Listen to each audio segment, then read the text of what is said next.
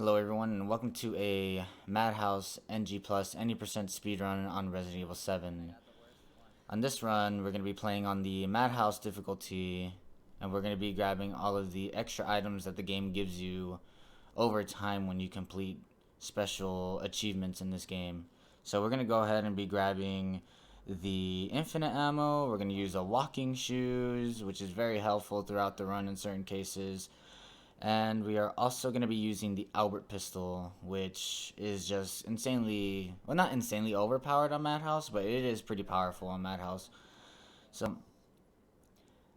here at the beginning, obviously, we're going to have this amazing cutscene that lasts for like 4 minutes or so. So, I'll just go ahead and explain how this run is going to be working here. So, in the guest house, which is the first 15 minutes of the game, it's really good to have high frame rates in order to kill the two bosses in the guest house, which is Mia 1 and then Mia 2, especially the Mia 2 boss fight, but I'll talk about it more when we get there. So after this cutscene, there's another mechanic in this game where you actually can save around like 5 seconds if you get extremely lucky in terms of hardware on your computer. Um, yeah, so it all depends on what's happening there at that point, which I'll get more into that once it happens. So this game is actually really fun to speedrun. Just unfortunately, the guest house is very tough to play. You reset a lot due to losing time, not because you die. You don't really necessarily die in the guest house. It's just that the guest house is so optimized to where if you make one mistake, you're gonna lose 5 to 10 seconds. So hopefully I can go ahead and explain this more thoroughly once we get there, and once to those certain sections where we do lose a crap load of time. So hopefully, like, none of that happens, like during in actual runs, other runs than this one. This one was actually pretty good and well played. So here we go. We're finally gonna go ahead and play after 2 minutes of a cutscene. So here, I want to explain that the outdoors in Resident Evil 7, you have the fastest running speed for Ethan. And we're going to try and take advantage of it over time throughout the run continues. And I'll explain more once we get to the retries. So here we go. We're going to get out of the car and we're going to go ahead and start running to the guest house. So nothing much is going to be happening here. It's just going to go ahead and run through Forestry. And then here we're going to go ahead and see the main house where we will be dragged through by the antagonist of the game. One of the antagonists, Jack.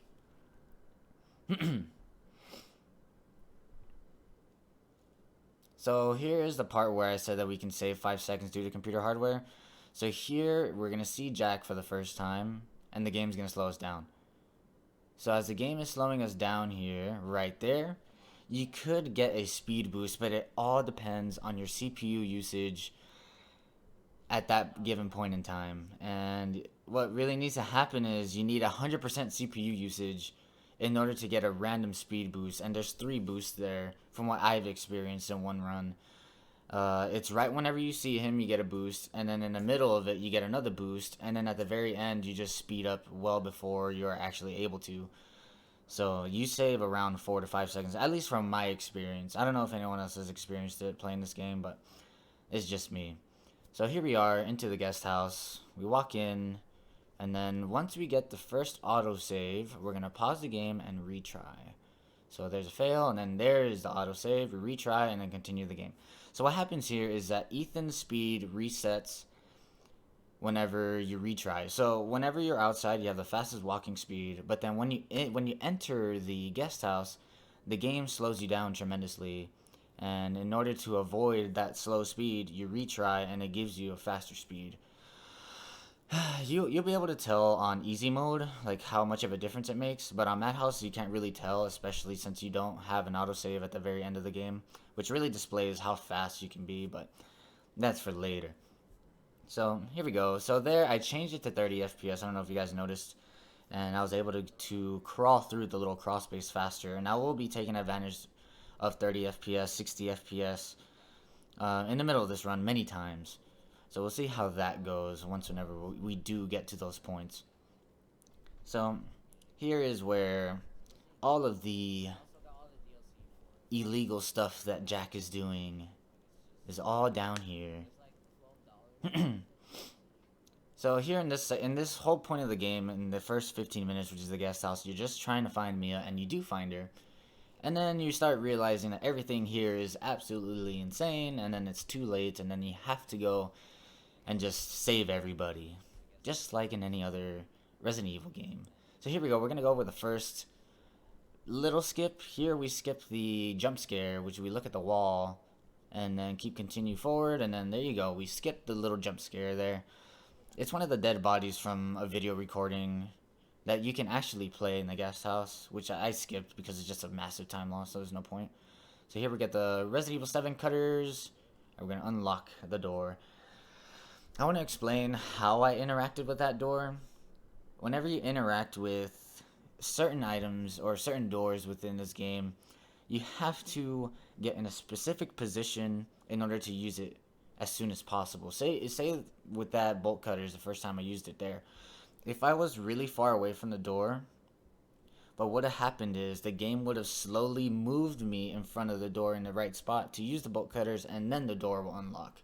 So I literally got into the right spot first and then used it. It's very important, especially like in very optimized runs, especially like if you're playing NG plus easy mode. It's so optimized to where you really need to pay attention to those kind of things, because that's what really separates the world record runners to like the top 5 runners. So you really need to pay attention to that kind of stuff. So there, I deleted the email in my inventory, and yeah, because if you don't delete it there, I mean, you could delete it anywhere in the guest house, but I deleted it here so that you don't have to deal with the inventory management later whenever you're in the main house and the main part of the game, because it kind of gets in the way of your inventory, and then everything just goes wrong. You just want to delete it. Deleting it like takes it away from the entire game. Alright, so here is the most boring section of the game, which is the Mia section, where he cannot get past her. She walks extremely slow. She's explaining as to why she's all confused, and she's terrified because she knows how Jack can be, because she's been here for 3 years and this is your first time here. So she's trying to explain and trying to remember all of this stuff, and so it's just explaining the story. So what I like to do here is just mess with the bolt cutters, just to have some little fun here as I'm waiting for this playable cutscene, I'm assuming. I'm assuming that's what you can call it. So yeah, that's just the entire guest house is like this. Well, not entirely, just more than about half of it.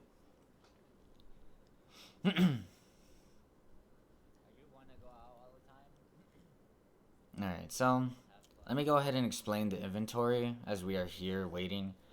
Inventory is very unique in Resident Evil 7. It's probably the most unique inventory out of all of the Resident Evil games, although I haven't seen gameplay of the Revelations games or the Operation Raccoon City, but that's just another story there. But this inventory is interesting because unlike RE1, 2, 3, or Remake 2, your inventory does not, your pointer on the inventory does not reset to the very first slot. It stays where you last put it. And that is super amazing for a run like this, because you can actually interact with items or interact with things in the game as fast as possible in order to save so much time. And hopefully Capcom can go back to this kind of, inventory, because it's super, super unique and it's amazing. You just need to keep it this way. So what I was doing with that doll there, as we're waiting for Mia to burst through the wall, I was doing some quick turns in order to practice for the other sections where I interact with items in quick turn, which saves me a lot of time. And there, what I did was I waited, and like right next to that pillar there, right next to that doll, and that makes Mia interact with the wall and burst through it as fast as possible. And that's as closest as we can get to the door. So here, to get Mia to spawn, we have to literally walk through the threshold of the restroom and then walk out, and then that's how you make the door knocking activate. Okay, so here, as you can notice with my controller, I have it displayed. So what's going to be happening here is that I'm not going to be doing anything. The game, if you have the tutorials on, it tells you to defend yourself. but it's completely pointless. If you do defend yourself, the fight here, the little fight here, which really you can't do anything, the fight lasts for 3 seconds longer, and basically you lose time if you defend yourself. So just let Mia hit you no matter what. You're going to be at the lowest amount of HP on Madhouse. So this is all pretty much pointless if you try to defend yourself. Again, it's just, you're losing time. So, lesson learned, no need to defend yourself. Even though the game's telling you to. Never pay attention to tutorials. They're always bad most of the time. Alright, so we're practically almost dead, right? Luckily, in the restroom, there's going to be 2 healing items, and we go to full HP. So we're going to heal up here, and then we're going to try and make her get up as fast as possible. Save as much time. To get her up, you need to stand in a specific spot. And let's see if I did pull this off. Yeah, I'm going extremely slow so I can get her up. Alright, we got her up. Nice. So yeah, it's very specific. On easy mode, it's a little bit easier, but on Madhouse, since you have to heal, it's a little strange. So here, we're going to go ahead and fight. The higher the FPS, the faster this fight goes. So here, we're going to do a strong hit, and then hit her again, and then she's going to hit us, and then we're going to keep on hitting her and walk backwards. But no, I think, no, we got it done. Nicely done. So yeah, you want to get like 2 big hits going, and then she'll hit you, but then you get a little bit more small hits in, and then as soon as she grabs you, you should do enough damage with, depending on how your frame rate is, and my frame rate during that fight is around 300 FPS. That was pretty good. So now here we gotta wait for the phone to activate. We gotta stand in a specific spot. If we stand too close to the phone will not ring, and we'll lose time. So nicely done. That was a pretty good Mia 1 fight. Could have been probably a little bit better, but I think, no, yeah, it could definitely be better. We can do a 2 swing, and it's extremely difficult to do. You have to get like into the right positions every time. But nonetheless, it was a pretty good fight. So here we're going to pick up the axe. See, we killed her optimally to where she is right there where the axe, we can just pick it up as we're walking past it. So here's a second retry where we increase the speed again. We'll do this one more time, but it's at the ship section of the game. So we'll get to that later. So here I tried to stand in the right position, but as you can see, the game moved me a little bit in order to put me in the right position to use the bolt cutters. Alright, so now since we got the fuse, we're going to go ahead and put it into the fuse box. And then we can finally go into the Mia 2 boss fight. But before that, we get this nice little gameplay cutscene. So here you're going to notice a big difference. If you're not familiar with the Japanese version of the game, we are playing on a Japanese version. And here is the first difference. That knife. That knife is like the Raphael weapon of the Teenage Mutant Ninja Turtles. That is his weapon of choice. I don't know what the heck they call that, but that's what I call it. The Raphael weapon. So, the Japanese version of the game, which is called 0D, it takes off all of the nasty gore, as you can see right here, black screen, and we still have our hand intact, compared to the American version where they chop it off entirely. So, 0D does this just to take out as much, like, decapitation throughout the game, which you'll see this multiple times.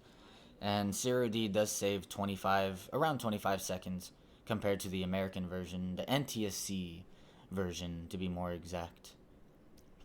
Alright, so now that's done and the 0D explanation is over, we're going into the Mia 2 boss fight. Mia 2, there's a very optimal way to do this fight, but you need to really time your hits really well, which I will be working on very soon. But this fight is extremely difficult. We go ahead and not pick up the pistol, and we just fight Mia with the axe. And Mia, this is the hardest boss fight in the game, because you have to fight next to this woman with an axe and she has a chainsaw. So here we stand in a specific spot and we try to get a big hit in, but we didn't. So we're going to keep on doing powerful swings, and we have to hug the back of her body, the left side back of her body, because she'll keep on missing. It's very useful. So that was a good hit there. Very chunky hit. And so we're just going to keep on hitting. Swings like that were bad, but there you go. See, we got a big hit at the end there, and she died pretty quickly. Luckily, we didn't take any damage. So that's Mia too. GG's. So here you can actually move Mia's body with the boxes, and you can glitch her out like that. You have a specific time frame that you can play with her body, and then you can make her fly. And as soon as that time frame ends where she can't move anymore, wherever her body is, it'll freeze. And it's very rare for me to get this done, but luckily I got it done on a world record run. So we're waiting for Jack to spawn, and we have to make sure nothing is behind us so that he can, make us turn around in order to save as much time as possible. So that is the guest house, the first 15 minutes of the game, which isn't too bad. I mean, there's a lot of cutscenes, yeah, but it's still very fun to play. And like I said, if you mess up the Mia 1 boss fight very bad, if you mess up the Mia 2 boss fight very badly, you're going to lose a lot of time. And most likely you'll reset, and then you have to do the whole 15 minutes again, which is kind of unfortunate, but it's just time loss. You're not really dying too much in the guest house. It's just you got to make sure you get consistent at these strats in the very beginning of the game. Alright, so here, still, we were playing on a CRD where there's no decapitation, but they still show that we're reattaching our hand back to our arm. I don't know. I don't know why they didn't change that, which is a little weird to me, but, it is what it is. But, yeah, there's two Japanese versions of the game, CRD and CRZ. Both of them save time compared to the NTSC version, but CRD saves the most, which I will get to with the time saves once we do get there. There's 3 different sections where you save time save. Alright, so here's where we meet every enemy that is trying to kill you in the game, which is Jack, which is the guy in front of me. To our right is Marguerite, who is the wife of Jack. And then we have Lucas on the left, which is amazing because he has a jacket with LCS for Lucas, which is pretty sweet. And yeah, that guy is probably the most annoying guy in the game, but we'll get to that later. Alright, so here, you see how broken this family is. What's on the dinner table is most likely human body parts. And yeah, so Jack's trying to interact with us for the very first time, and he gets upset, and then he's gonna go ahead and stab us.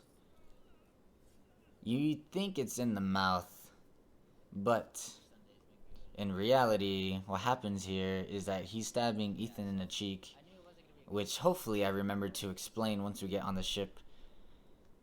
It is not stabbing Ethan's teeth, stabbing his cheek. Because it sounds like it's stabbing his teeth, but in reality it isn't. Alright, so now that whole little section is done, we can now get out of this table and out of this chair by moving the analog stick from side to side. And now we get off. Okay, so now this is probably the second hardest part of the run, which is running away from Jack.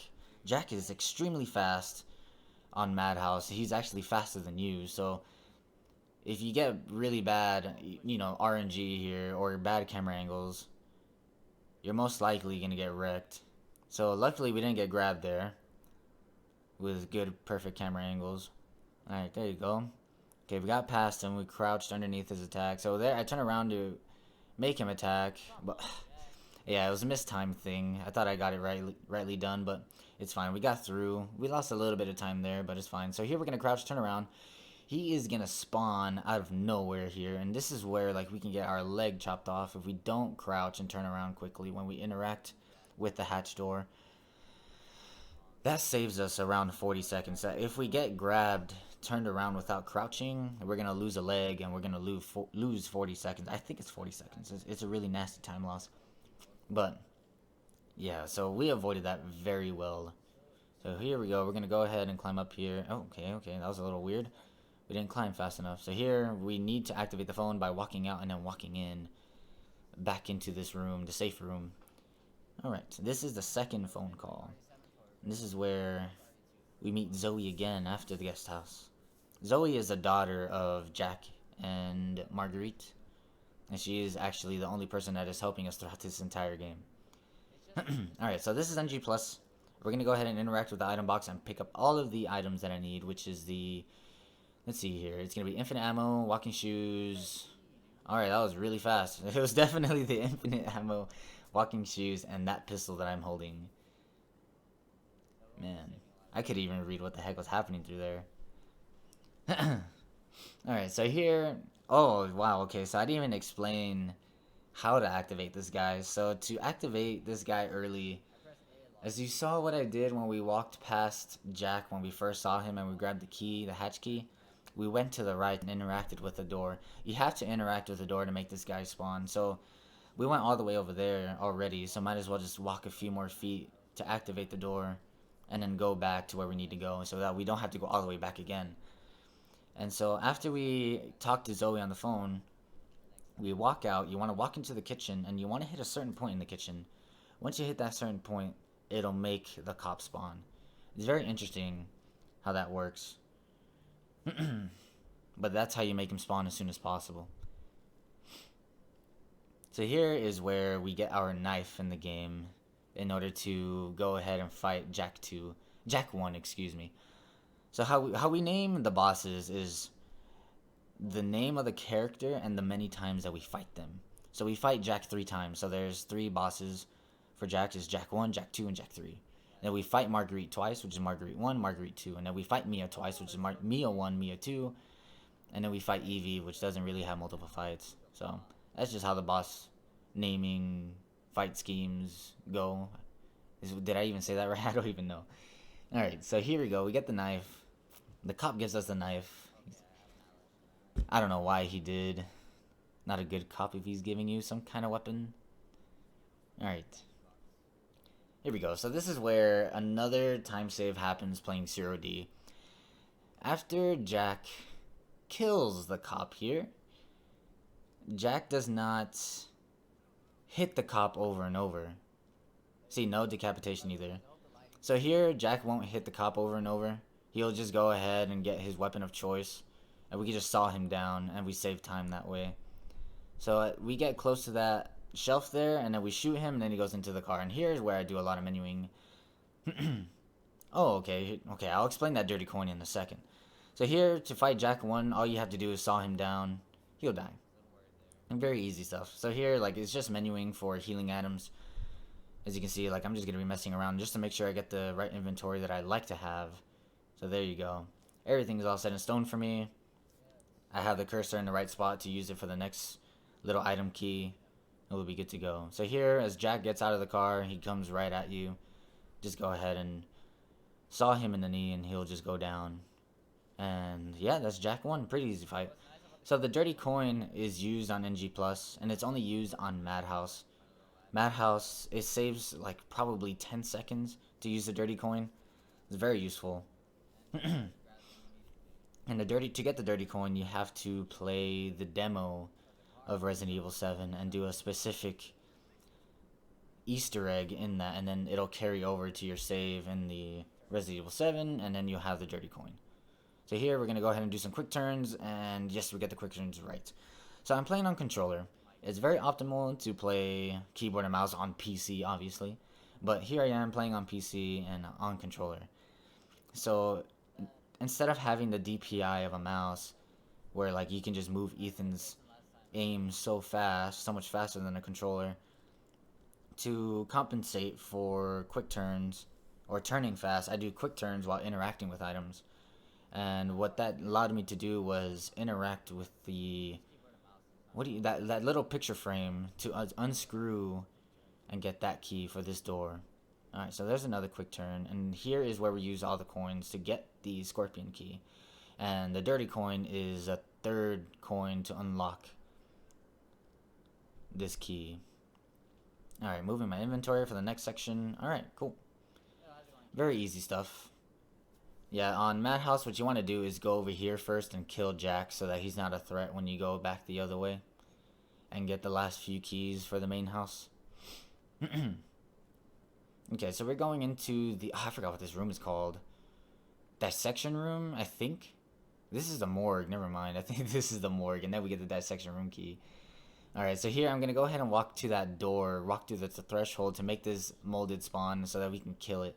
The strat before was to just walk through it, but sometimes you have a risk of getting damaged.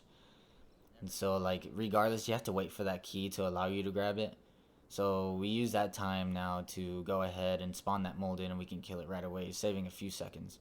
Maybe like 2 or 3 seconds, which is pretty good. Alright, so now we're going into the Jack 2 boss fight. This fight, I remember it. I did it very poorly in this fight. You're going to see something pretty interesting as we're going through this fight. I think I ended up losing like around 6 to 10 seconds on this fight. But we'll go ahead and watch it here. What you're supposed to do here is walk backwards and then use the Albert pistol and shoot him in the head. But here, what I'm trying to do is trying to go into 60 FPS in order to let me kill him in 2 cycles.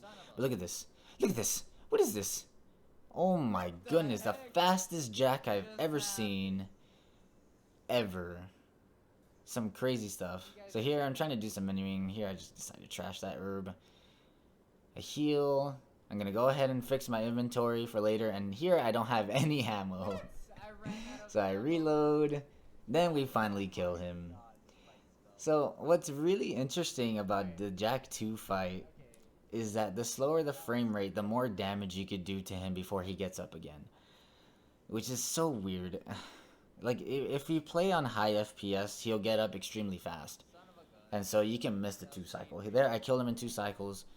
And regardless, we didn't die. We didn't take damage during that fight. So that's a good fight to me. So there's still a lot of time saved there. But that is the Jack 2 fight very quickly, and that is where we do save more time from the Zero D. There on Zero, if you're playing on the NTSC version, Jack will get up after he blows up, and you cannot interact with the door until he falls again. But on Zero D, I guess the game wants to avoid half of a body walking around on its own, and it doesn't do that animation, and you can just interact with the door right away. So big time save. I think that saves like 10 to 12 seconds, which is pretty huge. That's probably one of the bigger time saves in the run for Zero D. Alright, so we're done. We are done with the main house. And we're going to go ahead... Oh, actually, no, we're not done with the main house. I'm thinking NG easy category. That's a little different. Okay, so here we already have one of the 3 dog heads to unlock the door to the big yard. Now we need to grab the other 2. So the other one here is going to be in a book. And then the last one will be hidden inside of a grandfather clock. Which, I don't know if you... excuse me. I don't know if you guys noticed that I grabbed a... I grabbed the pendulum a long time ago. And that is the key to unlock this new key. Just like in any other Resident Evil games, you use a key to get another key. That's what's really great about RE7. It goes back to its roots of Resident Evil 1, 2, and 3. Unlike 4, where it's chapter-based and you're not really backtracking a lot. And then also you have Resident Evil 5 that doesn't do that. It's chapter-based as well. Same thing with 6. Okay, so here I'm going to go ahead and move my inventory into the right spot. Here is where like you see a specific inventory movement that I have. So here, to activate the next phone call, we need to continue the game. We enter, and then we exit, and then we go back in. Here, I'm going to go ahead and do a quick turn, get rid of my knife and the scorpion key, and then we're going to grab the grenade launcher. And that is how to set up your inventory for the next section without having to interact with the inventory and lose time. So here in this game, we do a lot of inventory movement whenever we have to wait for a door to open. We have to wait for, I don't know, some kind of trigger to happen. It saves a lot of time. And that's what's super good about the inventory. And that's why I really hope, Capcom continues this kind of movement to the next games. But, I mean, with the release of the gameplay of RE3R, it's not going to happen. But the inventory is a little bit better than RE2R, which is pretty fun. Looking forward to it. Big time. Alright. So this is probably one of the last few phone calls that we have to use. I think this is the second to last phone call. But here's where we finally get notified of the threat. That is Marguerite. Marguerite is a pretty nasty boss in this game.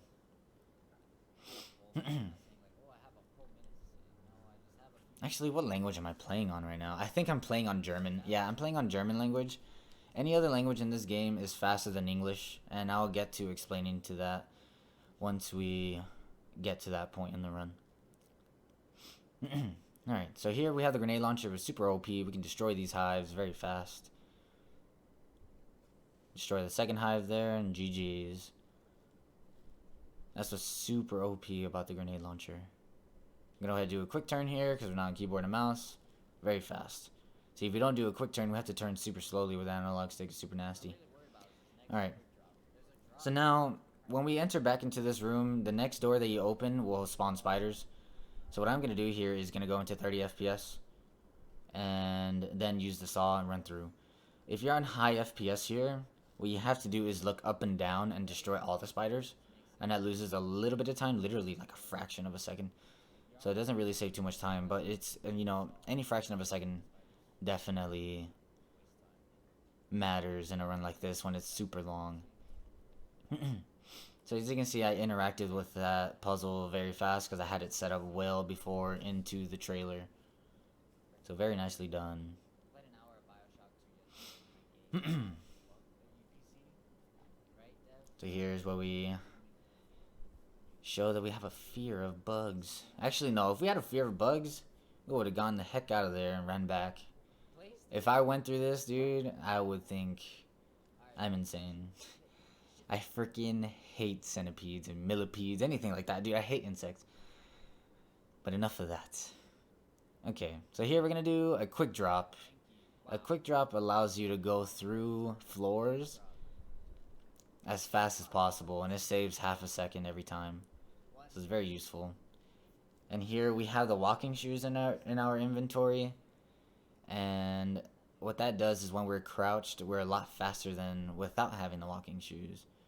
So it's very good. The walking shoes only saves you time when you're walking and when you're crouching. When you're running, it doesn't make a difference. The walking shoes does nothing. Excuse me. It came out of nowhere. Alright, so now we're going to go ahead and go get the crow key. We're going to see Marguerite, and here is where like the run gets a little sketchy with Marguerite here. Let's see if I play this right. I'm going to try and close the door. See if that did anything. I think I timed it differently. I think I timed it wrong, so I think we're going to get attacked by the bugs here.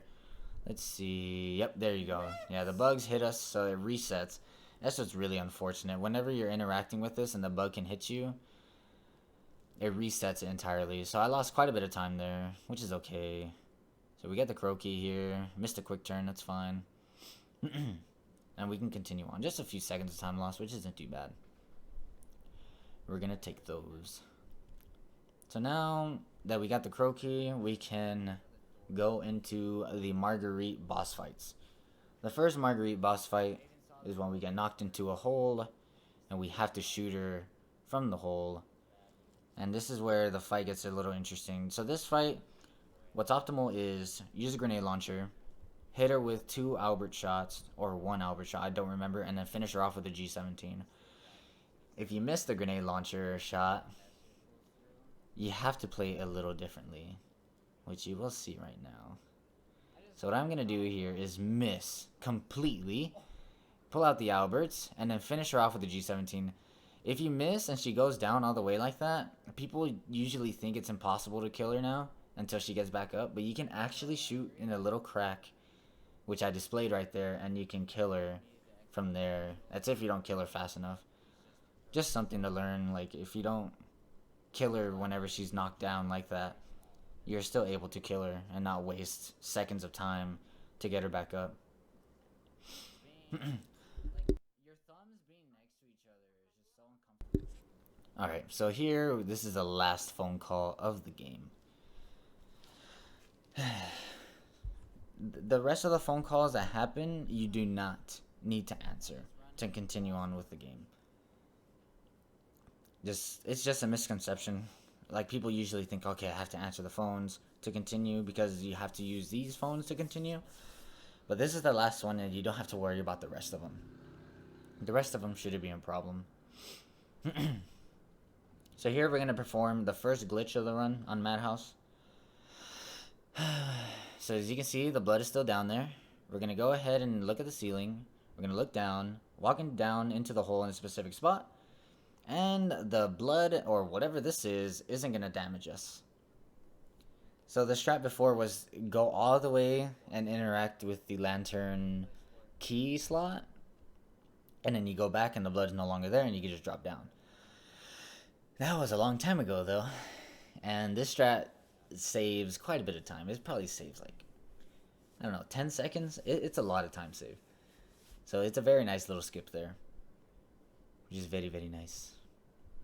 So now we're heading into the RE2 boss fight. Before that, try to get another quick drop here. Save another half second. And we do get it. Nicely done. And for this fight, what we're going to do is spawn her. Use the grenade launcher. Shoot her twice with the Albert. I missed that shot. And then we're going to saw her down. Before she despawns, we're going to shoot her with the Albert again. Turn around. Reload. Reload the grenade launcher as well. Look up at the ceiling so she doesn't spawn there. She spawns there now. We go ahead and saw her down. She's going to go into vulnerable state here. And then she's going to go ahead and climb up. Go to the Albert. Shoot her twice. Block ourselves there. Hit her with the saw for the rest of the fight. We're going to go ahead and make her flinch backwards. And then we're going to trap her. And that is the fight. GG's. So, if you don't trap her there, you can probably still kill her. But you have to make sure she doesn't get too far away from you. If she does, she will despawn and go somewhere else and make you lose like 15 seconds. Which is unfortunate. So, very good fight there. Alright, so now we get the lantern that she loved desperately. And so that we can continue on with the rest of the game. It's a very good fight besides Jak 2. Jak 2 was pretty bad, but we're going to take those, especially on this run.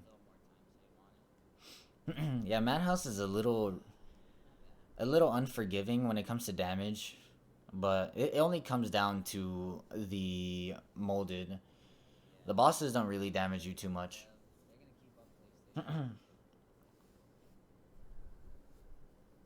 Alright, so, I mean, here is just going to be a lot of walking around. Like, we're not going to be fighting bosses until Jak 3. We're not going to be fighting Marguerite anymore. The next boss fight is going to be Jak 3, and it's probably around, like, probably 15 minutes from now. So, a lot of walking around, a lot of, you know, grabbing keys, avoiding molded, and so on.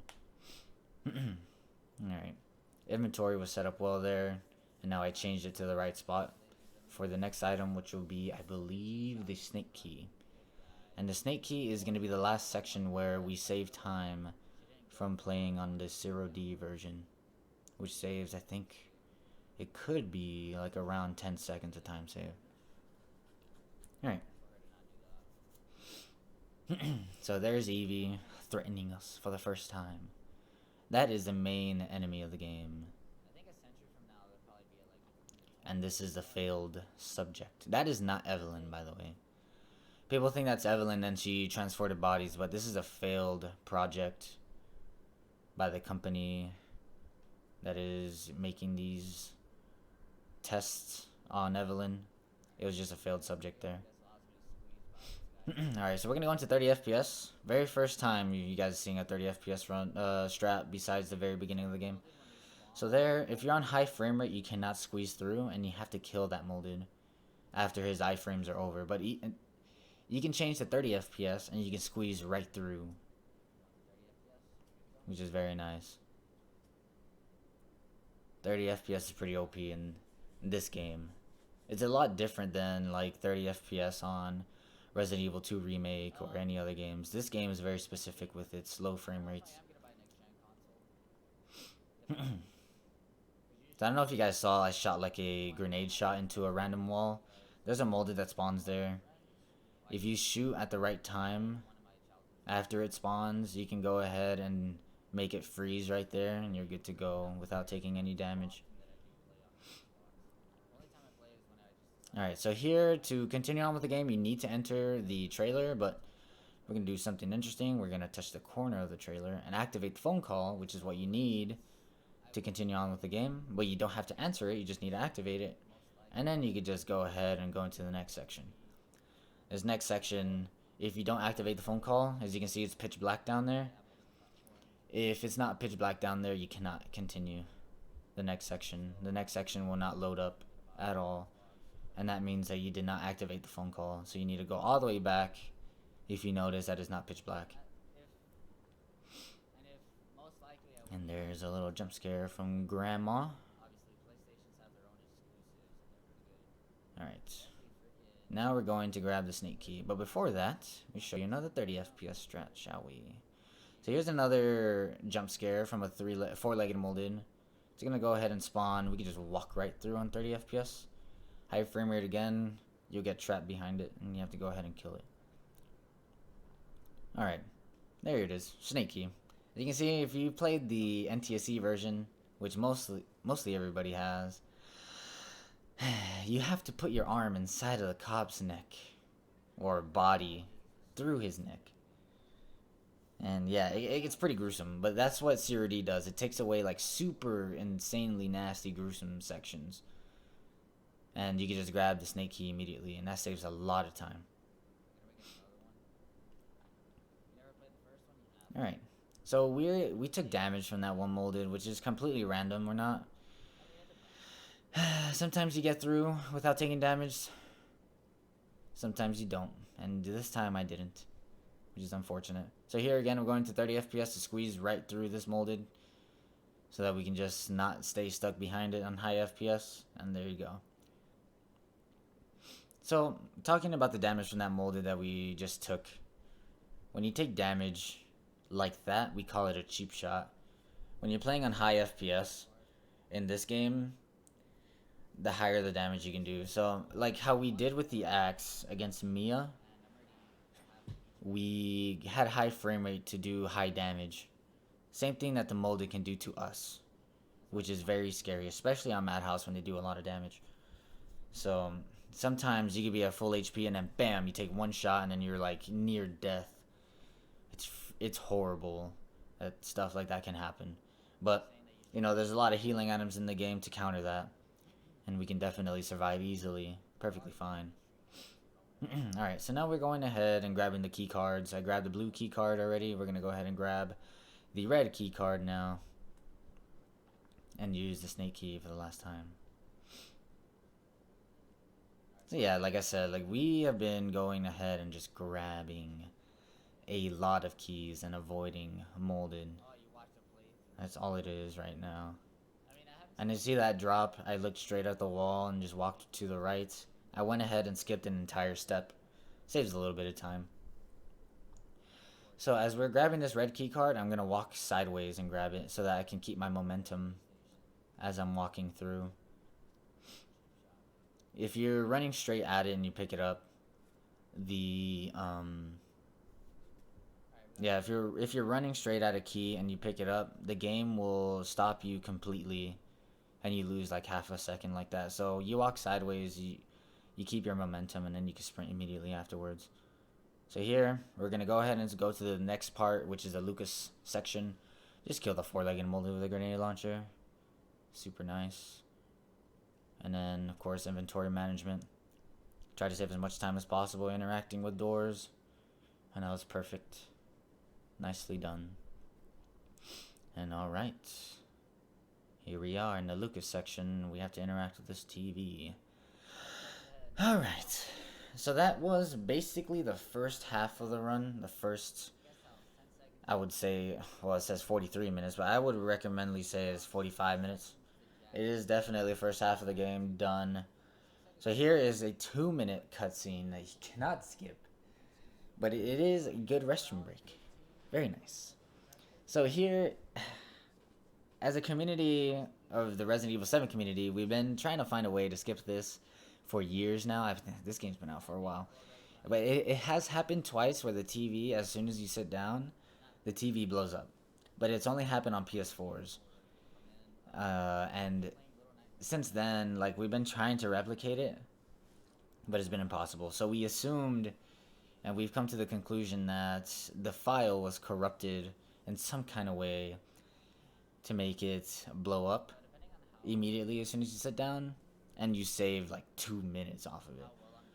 So we completely banned any kind of TV explosion if you do get it so randomly somehow.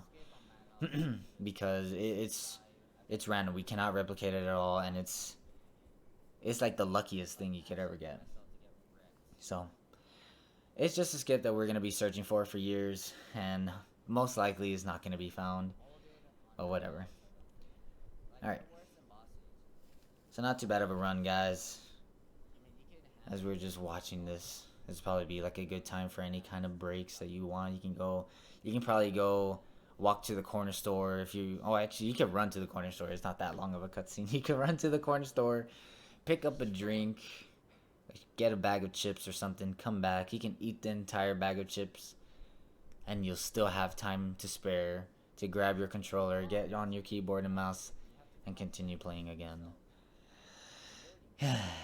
This is just how RE7 is. There's a lot of cutscenes, and this is not the last long one, I'll tell you that much.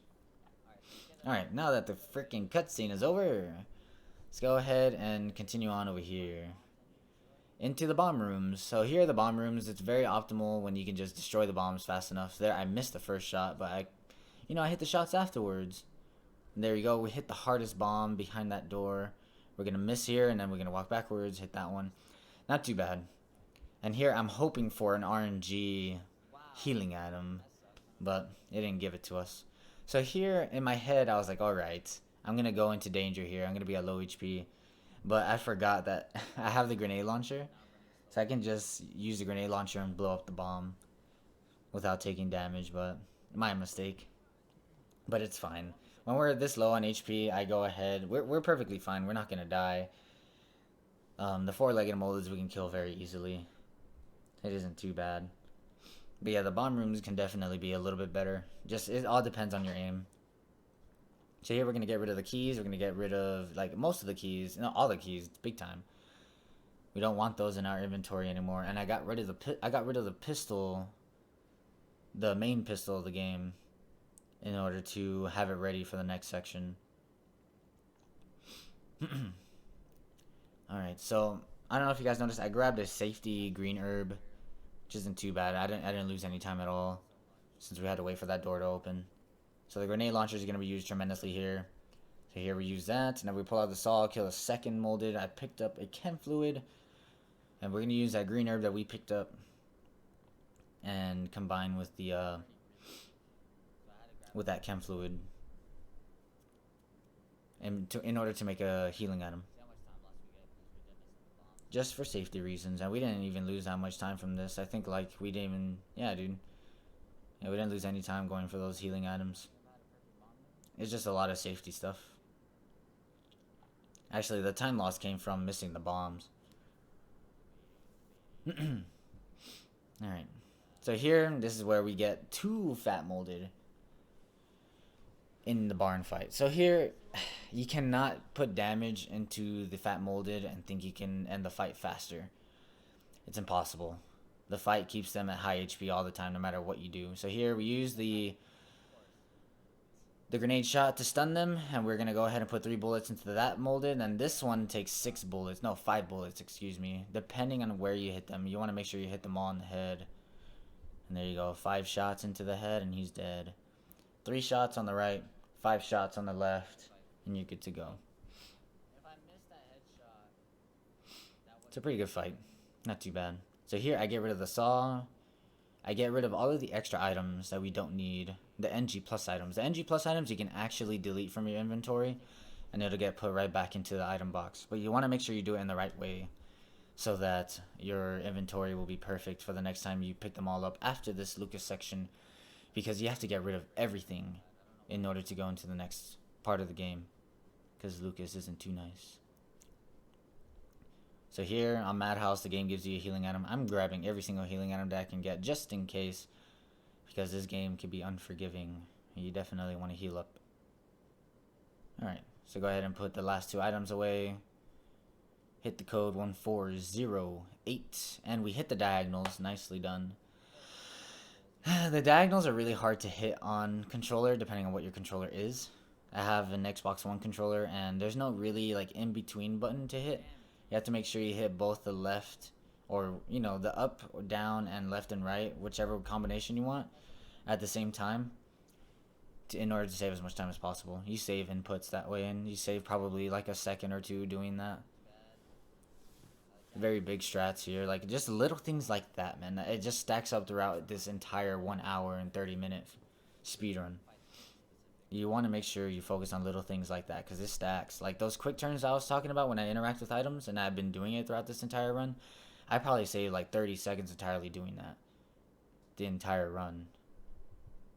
And then, like, of course, interacting with doors at the right spots. That saves a lot of time too. So there, I got the RNG. I don't think it's RNG. We as a community think it's RNG, but I think it's just like the right timing. That door can open super slow, or the door can open super fast. If you open it super fast, you save like half a second to a second, which is pretty big, especially on a door like that, which is kind of annoying. But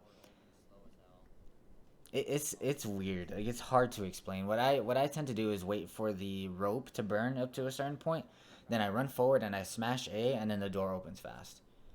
I don't know. It's just how it works for me. All right, so there. This is the birthday scene. Don't read the text. It's bad words. Gotta keep it PG 9 months, ladies and gentlemen. Happy effing birthday. I got a light. Bam. So you can actually play this through a VHS, this whole section, but you're playing, I believe, as Clancy or something. It's either Clancy or I forgot the other guy's name. It probably is Clancy. But you play the video, and you see how Clancy dies. And you're doing this puzzle. And that's where you learn the code for that lock that I put, which spelled loser. That is where you're supposed to learn the code. But, I mean, speedrunners, we already know the damn code. So we just do it without getting the VHS. Alright. So we ran through that section without Ethan coughing because of the smoke, which is perfect. So we're going to grab the last D-Series head. We're going to grab all the items that we need for the next section, and GGWP. I can actually grab those a little bit faster, but oh well. So that inventory, the way I set it up when I got rid of my items and everything before we headed into the Lucas Happy Birthday section, it allowed me to put the crank at the very bottom, and it just made it go by super fast. So that went well. Alright, so now finally we are heading into the G3, the Jack 3 boss fight. Man, I'm playing too much RE2. Okay, so we're heading into the Jack 3 boss fight. We gotta lift this bridge first, and then we spawn, like, I don't know how many molded, like 5? Now, I think like 2 of them are a threat. So we'll see how well we play here. This one's a threat we have to kill. So we go ahead and wait for his iframes to end, and we shoot that at the right time. And then we're going to run over here. We're going to get another 4-legged molded to spawn, and this is probably the rough one to kill. See if I kill him fast enough. No, I don't. Okay, there you go. Yeah, see, I could have mistimed it and, like, saw it at the wrong time, and it would have been horrible time loss. Probably like 3 seconds or something. Which is completely bad. And then we just headshot the last one. Sometimes the last molded that spawns from the ceiling there, he won't spawn, but we got unlucky and he spawned. So we just headshot him, which doesn't lose any time at all. So here, this is a world record run from months ago, and it was before I found a new strat here. I found a new strat here probably like 3 months ago or something at this point in time of this video, and it saves 3 seconds. What we do here, we go to the right, we touch the item box downstairs, we come back, and as soon as she hands out the serum to you, you can interact. But here we have to wait. You see, we have to wait. It's like a long time, but I found out that if you walk downstairs, interact with the item box, come back upstairs, you'll come back in time, and you can actually interact with her faster. It's the weirdest thing, but that it works, and you save 3 seconds. So it's a very nice little time save, but I just haven't implemented it into this run yet. Alright, so here we're going to use the grenade launcher. It's a very specific way to kill this guy fast. Use the grenade launcher. We're going to stun him, make him go slow. We need him slow. We're going to saw the eye underneath him. We're going to reload the grenade launcher. Then we're going to pull out the saw. We're going to saw this eye. We're going to saw this eye. We're going to pop this one. Then we're going to go back to his tail and saw this eye. After we destroy this eye, we're going to go ahead and pull out the grenade launcher. We're going to use another Neuro round. We're going to shoot him there. We're going to pull out the saw. We're going to destroy that eye. We're going to destroy this one now. After that one pops, we go for the arm. After the arm pops, we're going to go for the head. And after the head is popped, that is the fight. So it's very specific. And you don't want to use a newer round here. You don't want to use the blue rounds. And this part right here coming up because it'll slow him down. You need him to go really fast here now. So now we use a flame round. Shoot him there. Shoot him once with this pistol. Defend ourselves. He friggin' almost destroyed us. And we kill him. There you go. GG's. Very good fight. I don't know if I could do that fight a little bit faster. Maybe, but that's just how it goes on Madhouse. Nonetheless, that was a really, really good fight. I don't know if I could implement where I can destroy the eye on his head first when I'm on top. I don't know. It's just something I need to think about. But that is Jack 3. Pretty easy fight, especially on NG+. NG, it's very easy too. Like, all you need is a shotgun, and it's basically the same way instead of using the circular saw. Oh, that's right. We got the circular saw as well out of the item box, and that's the one thing I forgot to say that we got that. So yeah, all the items is circular saw, Albert pistol, walking shoes, dirty coin, infinite ammo. It's 5 things. Yeah, it's quite a bit of things. Alright, so we're done with the main part of the game. We killed Mia 1, Mia 2, Jack 1, Jack 2, Jack 3, Marguerite 1, and Marguerite 2. 7 bosses done. So here, the game is going to give you a decision. All of a sudden, Zoe is surprised that you have 1 serum when after she tells you to use one. It's just really dumb. But, you know, storytelling. So it gives you a decision to save your wife or save Zoe. And we, as a community, we'd all love to save Zoe. We hate Mia with our lives.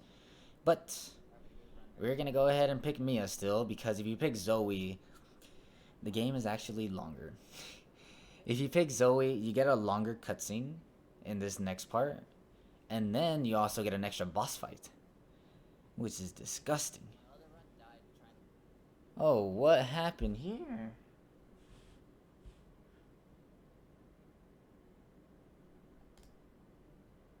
Come on now.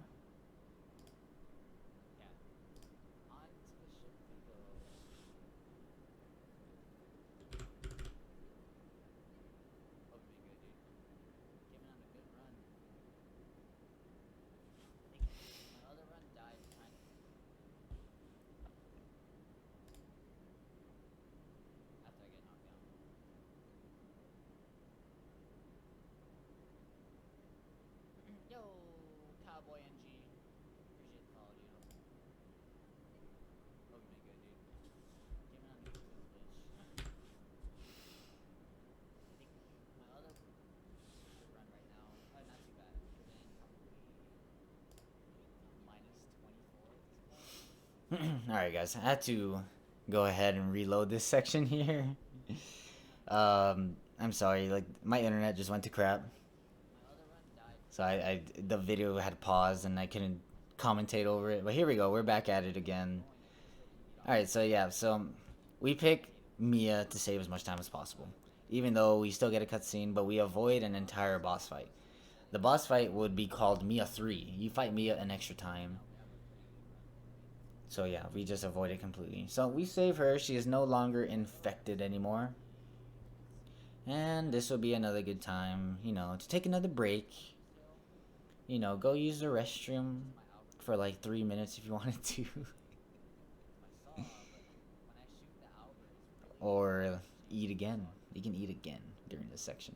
But here, Mia is like, thank you for saving me. And then she didn't like the response that she gets from Ethan. And she's giving you the cold shoulder after 3 years. Yes. But then, gotta understand, she went through so much stuff. Oh. Alright. So yeah, so now the next section is probably the second most hated section throughout the game. The ship. The ship is a very slow section, but it is probably the most reset heavy section. In terms of trying to go as fast as possible and then you actually die. Dying in this section is pretty nasty, but we're gonna go ahead and pull off strats to where we don't take so much risk and we just grab a healing item. One healing item is enough. It all depends on cheap shots. And again, I explained cheap shots before, is where you have high frame rate and then a molded hits you, but it actually hits you multiple times. That is where you take so much damage, and that's where the healing item comes in. The healing item can avoid one cheap shot. There's only one healing item that we're able to grab. We can grab probably two, but of course we'd be losing more time than usual.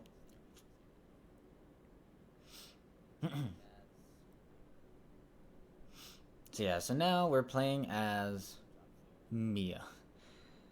Okay, so here is where I wanted to explain about the cut on his face. You see the cut on his face? Right there on his cheek? You guys see it. Look at it right there. That is where Jack pierced Ethan's mouth. Quote unquote. He does not stab Ethan's mouth. He stabs his cheek. And it was that exact same cut. And that's where it tells you, man. It's the lore, guys. Pay attention. Alright, so now we're going into the ship now. Ethan is gone. I'm going to go into 30 FPS here to try to go through this door as fast as possible, but I don't even know if that works anymore. Like, does that really save time? Again, I have no idea. So, yeah, it's just going to be a lot of running. It's going to be a lot of hallucinating with Mia. It's a very weird section, but here is just trying to explain how everything started. It all started on this ship with Mia. And this is where you meet the main enemy of the game, Evelyn. So yeah, we're going to be hallucinating a lot. And then we're going to finally interact with the first key item in the game, in this section of the game, as well as enemies. So yeah, not a lot's going to be happening here.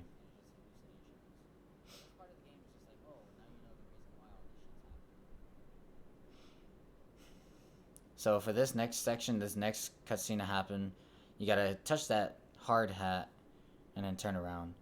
It's a lot faster on keyboard and mouse, but again, I'm playing on controller, so we do the quick turn instead. So here, there's a little quick drop, another one. If you run right behind this guy on the right side, you want to make sure you go ahead and do that. Let's see if we pull it off here, and yeah, we got the quick drop. Nice. Very few more quick drops in the run. Actually, I think that might have been the last one that I've done. There's actually another one, but I haven't implemented it into this run yet. So yeah, all the quick drops, if you get them all in the run, you probably save like 2-3 seconds, which is pretty huge. I'm pretty optimistic. I'm on pretty good optimized runs. Man, I cannot speak right now. I need some water. Alright. One more little hallucination, and we finally get to the good part of the ship. And here's where we first meet Evie. This is where we find out that this little girl has been the problem the entire time.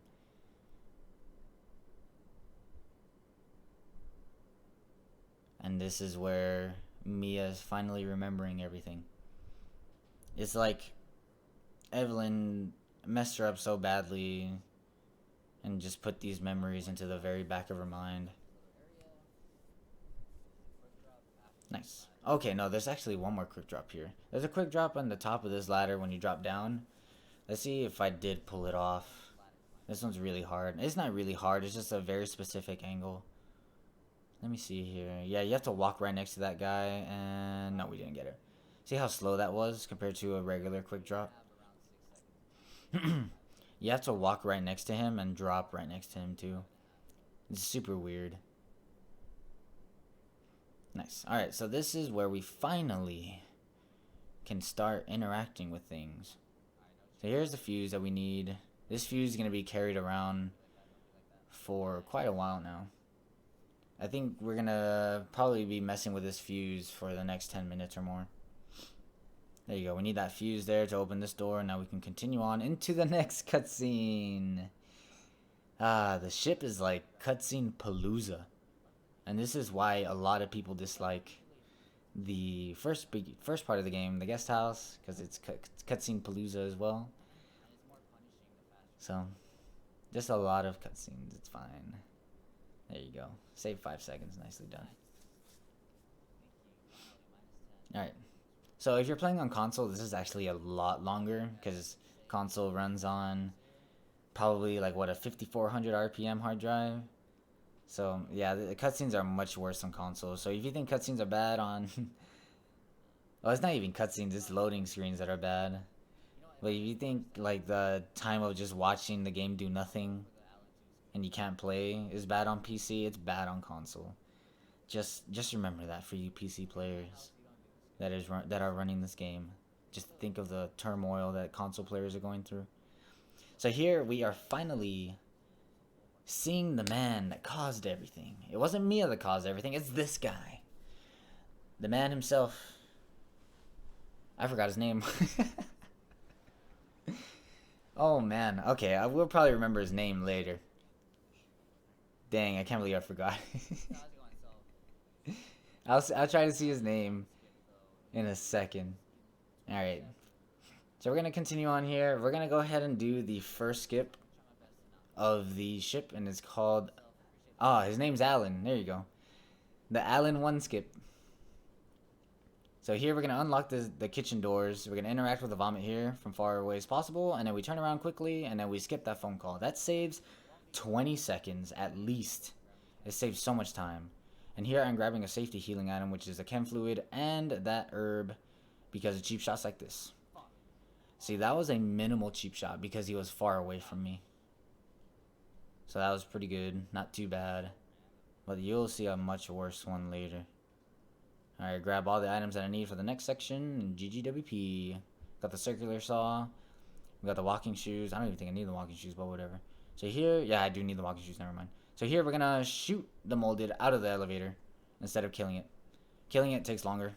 Just push him out with his gun and you're good to go. Make the healing item, move the knife out of there because we're going to grab bombs, and we're going to do a really, really, really intense strat here. I don't know if you guys were reading the chat there, but somebody mentioned about the bomb strat, and the bomb strat's very, very intense on Madhouse. On easy mode, it's not as intense because you don't lose that much health. But I tried to pull it off here, and you'll see what happens when we do pull it off. So here, yeah, right here I'm debating, like, okay, should I do it or not? And then chat convinced me. So here we pull out the bomb, we place it at the right spot. It's a very specific spot there. I put it down too soon, but we still put it in the right spot somehow. So what this strat is called is the Allen 2 skip, which doesn't really skip anything. All you do is go through the doors much earlier than what the game intends you to go through the doors. And so what you need to do is place the bomb at the right spot, and then you have to blow it up on yourself. And that's why it's so risky on Madhouse, because you take so much damage. But that's why I grabbed the healing item, just in case for things like that. But I mean, if we die here, it's not even bad. Like we go back probably like 2 minutes, which isn't too bad. Okay, so here the walking shoes is giving us the speed boost because we're walking, which is very good. And now we're gonna touch the door and then blow it up, and that pushes us through. That saves a lot of time. As you can see, I'm almost dead. Here I'm gonna heal. Hope I don't take damage. See if I can hit this shot. Yeah, we hit the shot. There you go. And we can continue on with pretty good HP. But now I only have one bomb for these next two molded. Then these two molded can kill me pretty quickly. But it's fine because we're at pretty decent HP, and right here I get cheap shotted really bad. So in order to avoid any more damage here, I turn around, place the bomb down, blow it up, try to kill this guy. Somehow he still didn't die. We're gonna hit this guy in the head. There you go.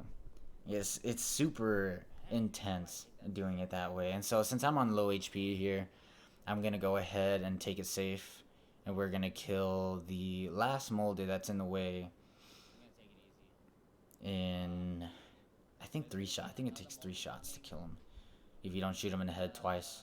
Because what I do here is I knock him down with his legs, and then I shoot him twice in the head.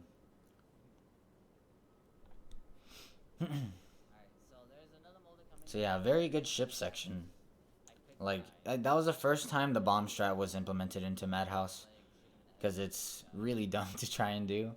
But I just went ahead and did it because, I don't know, I felt like making this run a little bit more optimized than what it needed to be. But in the end, I ended up losing time there, but I think we saved more time than losing time.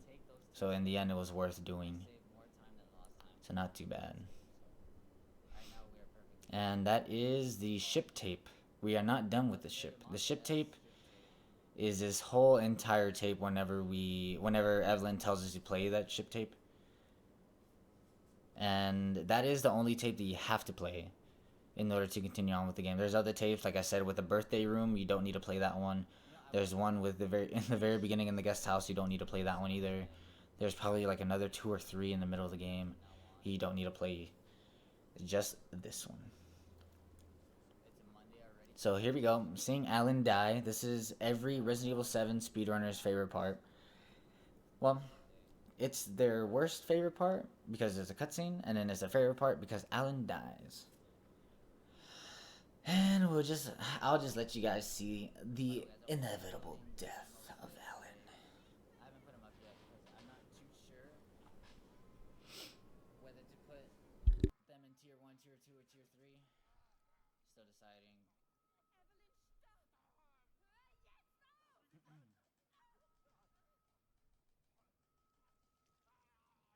Yeah, the skull's already starting for some people. Feels very bad.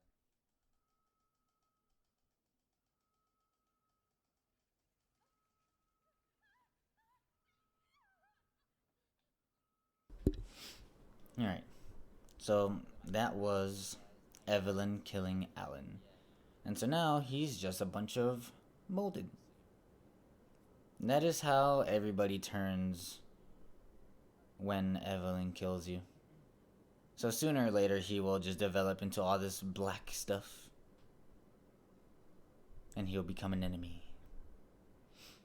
Alright. So all we need to do now for the ship tape is go to the very back over here.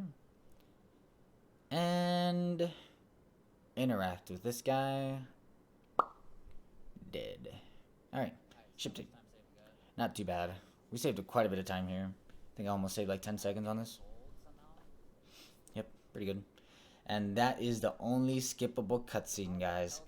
Don't think that this game has all unskippable cutscene. There's one, and it's that one. If you don't skip it, the in-game timer is going to continue to run. So make sure you skip it right away if you're deciding to run this game.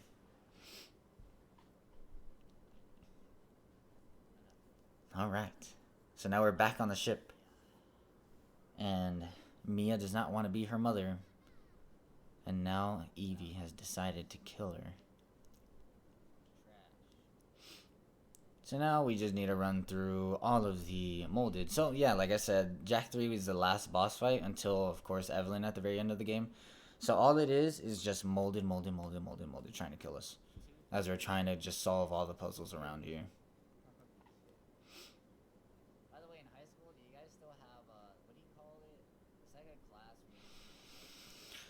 class. Alright, so here, I know I can implement a quick drop here, but oh well. There's just a lot of spots where we can actually do quick drops, but there's a lot of things to go around in trying to do them. It's very specific stuff. So we're going to get the lug wrench here. Lug wrench allows us to open the top door of the elevator. And so I don't know if you guys noticed on the ship tape we were using an elevator. It's this elevator, but it's broken.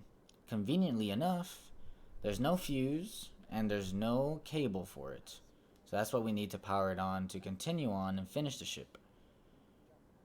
And remember, like I told you, when we first grabbed the fuse on the ship, that is the same fuse that we need.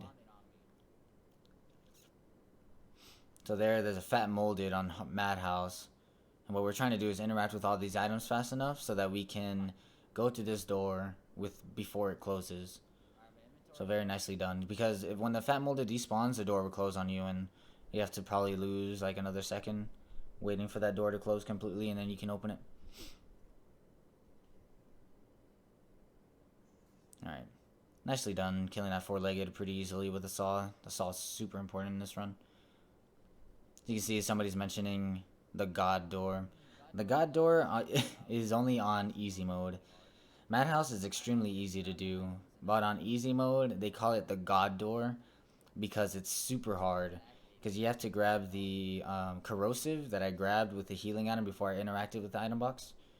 And then you have to run back to the door before it closes on you. And you can lose 1 to 2 seconds when it closes on you.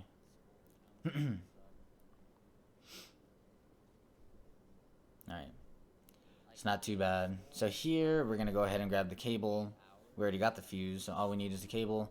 And this part's very risky. There's a fat molded, and then there's also a regular molded. And to kill the regular molded, you have to wait for it to spawn, and you have to interact with both of these twists. I thought it spawned there, but you have to wait for the next one. You go ahead, interact with that one, turn around, aim, shoot. There you go, it's dead. No longer a threat anymore. I'm going to do a quick turn, instantly turn around. Nicely done. But what you want to do here is kind of wait a little bit. If you're behind that wall and the molded decides to attack, he'll run at you instead. And so I had to turn around.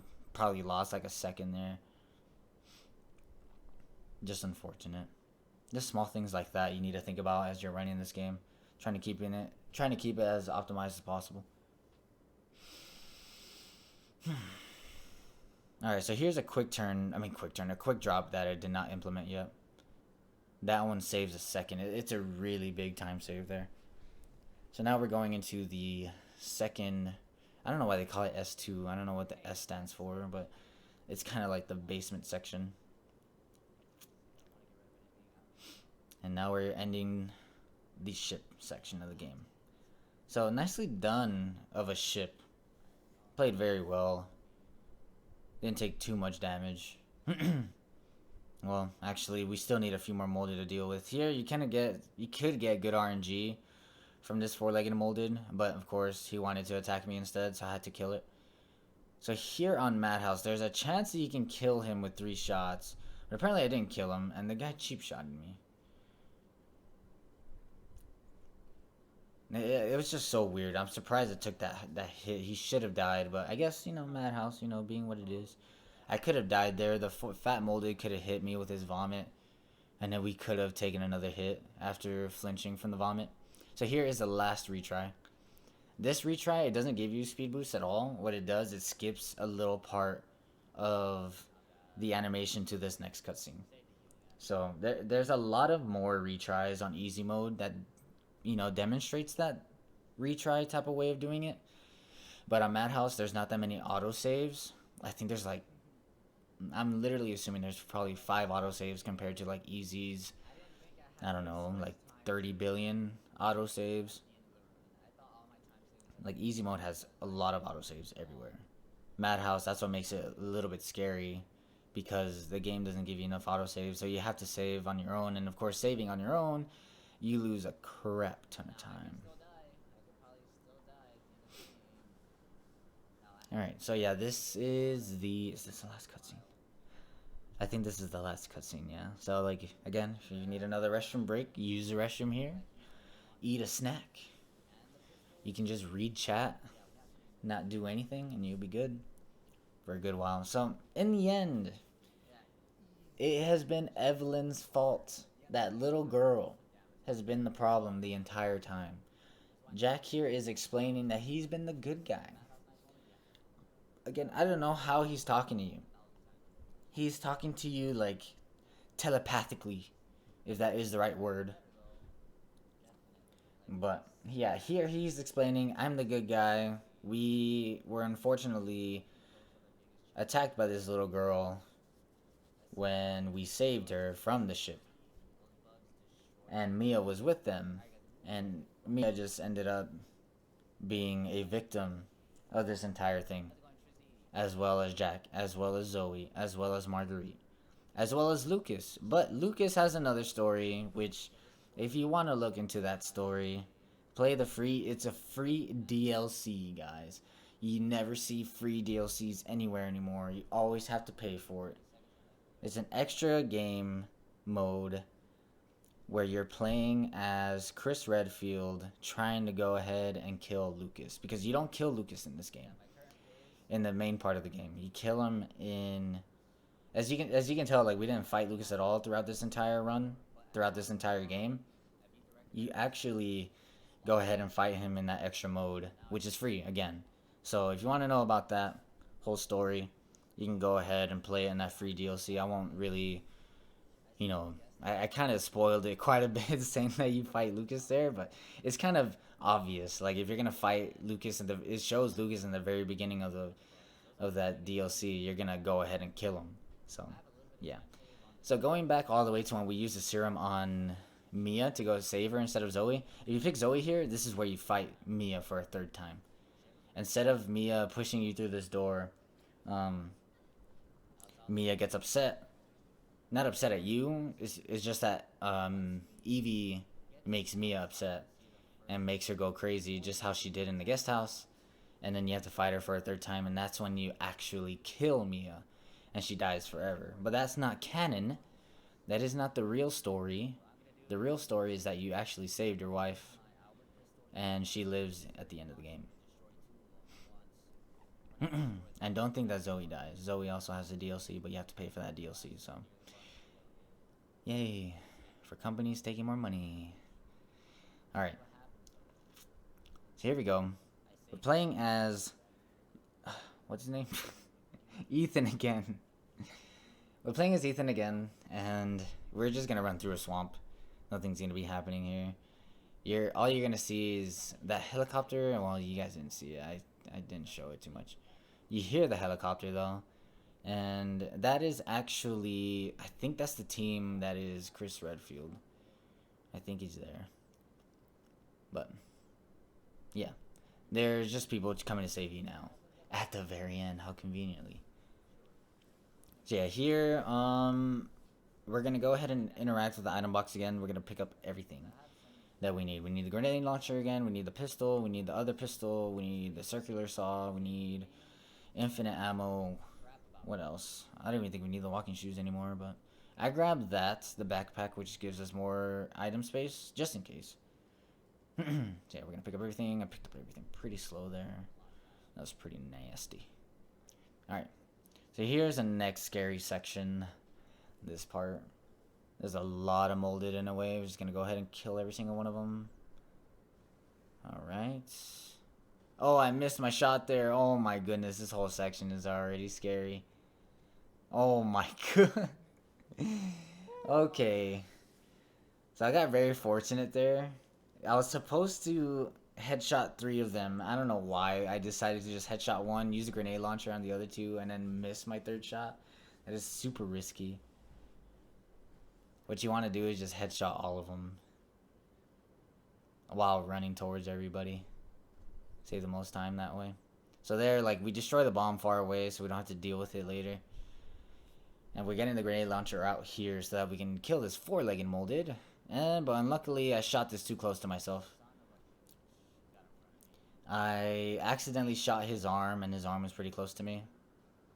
And yeah, it was pretty destructive. And right now, this is actually very scary now. Oh, okay, I had a healing item. Nice. Okay, so you see, healing items are very good in this part of the game. And again, this is another cool thing about RE7. You can actually heal without, you know, going into your inventory. Big time saves. Maybe RE3R would be like that. Alright. So here, moldeds are right there. We're going to run them all over. 4-legged mold's going to spawn. We're going to kill him. There you go. And that's how you get rid of everybody. We're going to pull out the pistol. We're going to blow up this bomb. And there you go. Now we're going to go ahead and just go through the rest of the salt mines. And yeah, finish the game from here. So that has been Resident Evil 7, man. All the bosses early on in the game, and then a whole bunch of nasty molded at the end. And it's just going to get worse from here on out. So here is the... what do you call this? A necrotoxin? To kill Evelyn. So as you can see, as that's opening, it takes forever. I decide to go ahead and pick up a steroid, and the steroid increases my HP for this next section. And I definitely want that increase because there is a lot of stuff that can go wrong, and you're gonna see what can go wrong. Because here, like, I decided to do a lot of safety stuff, but then still, like, I get a lot of bad movement from molded. Not movement necessarily, but really, it's just really bad animations that I shouldn't be getting. So here is where hell begins. So that guy's gonna spawn. He could cheap shot. Luckily, he didn't cheap shot. I decided to use a grenade launcher here. And look at this. I get trapped. And so, like I said before, instead of, you know, staying trapped behind a molded, you could just go into 30 FPS and you just push right through. So I didn't have to waste any time there. So here I'm going to go ahead and headshot this next molded. Hopefully I got my aim right. There's a headshot. We're going to switch to this. We're going to go ahead and shoot this molded. We're going to shoot this guy twice because he doesn't die. He's one of the beefiest molded ever. We're going to reload the grenade launcher. We're going to use this grenade launcher on this 4-legged molded. Another 4-legged spawns. So a lot of stuff happening here. And then 2 more molded is going to spawn here. Let's see what happens. Okay, I stunned them. That one ends up cheap shotting me like a boss. And so here we're going to have 30 FPS again to try and squeeze through this fat molded, but it's super risky. We can get through. Okay. So the reason why it's super risky because there's another 4-legged molded that I did not kill throughout that entire section, and they could run all the way to us and hit us. So there, I changed to a flame round so I could destroy a bomb that's on the rocks there, right next to the ladder. I missed that freaking fat molded, so I had to shoot it again, unfortunately. So I had to shoot another time. So I lost like a whole probably 5 seconds there. What's optimal is use the flame round to destroy one of the bombs from far away. And then you want to go to a neuro round, hit both of the fat molded as well as you can. And then destroy the rest of the bombs with your pistol, and then shoot that one last grenade launcher, and then it'll stun both of them forever, and then you can climb up. You don't have to kill them, you just need to stun them, and it gives you enough time to climb up the ladder without them vomiting on you and knocking you down. Just very optimal stuff. And Madhouse knife only is a little bit tricky in that section, but maybe I'll do a commentary on that another day. Because Madhouse knife only is one of my favorite categories. Alright, so now that that door is open, now is really showing you what's going on with what happens here. The salt mines was connected with the guest house, which is pretty mind-blowing. Everything's all coming together within the last 5 minutes here. Now Ethan's really noticing, like, wow, it's been this little girl the entire time. It's been making her go crazy, making Mia go crazy, and it's not Mia that's doing all of this. So now, yeah, so if you remember the guest house gameplay, you remember this part? It wasn't Mia doing this, it was Evelyn doing all of that. So yeah, just the lore, man. And the game gives you a lot of hints. Like, if you interact and play the game slowly and look at everything, look at every corner of the game, you can find a lot of, you know, stuff that explains everything. Alright. So here she's actually, like, interacting with you, and you can actually interact with her. So now we have that needle that can kill her, and now she's scared. So now we can actually kill this little girl. And now we have to go upstairs and do the final boss fight. So there Mia spawns, but it's not really that much of a threat. Alright. So this part, what you want to do is block that blast, and then you want to walk to the left side, excuse me, and then block that one, and then you can go ahead and hit her. And insert the needle, and she is dead. Alright. Plot twist. It has been the grandmother with messed up hair the entire time. Man, dude, look at that hair. Dang. She needs a shower, dude. I don't know, it's so weird because, like, if you have low settings, her hair is always like that. It's pretty funny. Alright, so yeah, that is how the whole RE7 main game is, it has been this old lady the entire time. Ever since the dinner scene, it has been her the entire time. And if you would have known from the very beginning, you could have just killed her, but you didn't know. The game doesn't allow you to shoot her, though. It's weird. One of the weirder characters of the game. Alright, so yeah, for this boss fight, super easy. Circular Saw, NG+. You just go ahead and just damage her all the time. And the fight's over. Now, this fight is probably the worst last fight of a Resident Evil 7 game. In Resident Evil 7, this game, the last fight here against Evelyn, you don't even have to damage her. Regardless, the fight takes as long. You just don't do anything. Just like where Mia first attacks you, and then the tutorial tells you to defend yourself, but you lose 3 seconds. It's the same way. You don't want to like do anything. I mean, you could do something. Like right now, I'm shooting. It's not gonna make a difference. That's what I'm trying to say. But yep, that is Resident Evil 7. Madhouse, NG+, any%. It's a pretty good run. I like it a lot because like there's a lot of risky stuff to deal with. Like it makes the run a little bit more, I don't know, exciting. Makes, you know, the risky stuff in it, it makes it more rewarding in the end, and it's been a lot of fun running this category for many years. Alright, so now that the fight's over, we use the circular saw to chop off her arm to let us go. We're gonna grab the second Albert, but really this is a regular Albert pistol that Chris Redfield gives us. We're gonna go ahead and grab it, and here you don't want to move your cursor at all. All you want to do is just spam the trigger to shoot. You want to get 4 shots off, and that's the fastest fight. 1, 2, 3, and 4. Nice. So yeah, if you move your cursor, you're most likely gonna hit an arm, and it just makes that fight longer.